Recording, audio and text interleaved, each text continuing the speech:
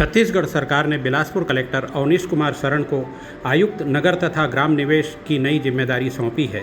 साथ ही उन्हें गृह निर्माण मंडल के आयुक्त का अतिरिक्त प्रभार भी सौंपा गया है। राजनांदगांव कलेक्टर संजय अग्रवाल उनका स्थान लेंगे।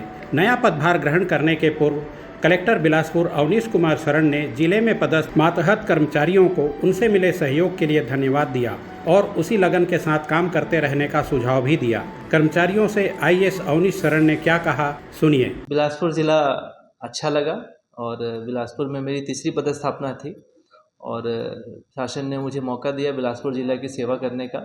तो 1.5 साल का जो मेरा कार्यकाल था, मैंने पोस्टिंग मेरी विधानसभा इलेक्शन को लेके हुई थी, बट उसके बाद लगातार विधानसभा, लोकसभा, नगरीय निकाय, पंचायत चुनाव सभी इलेक्शन कराए गए।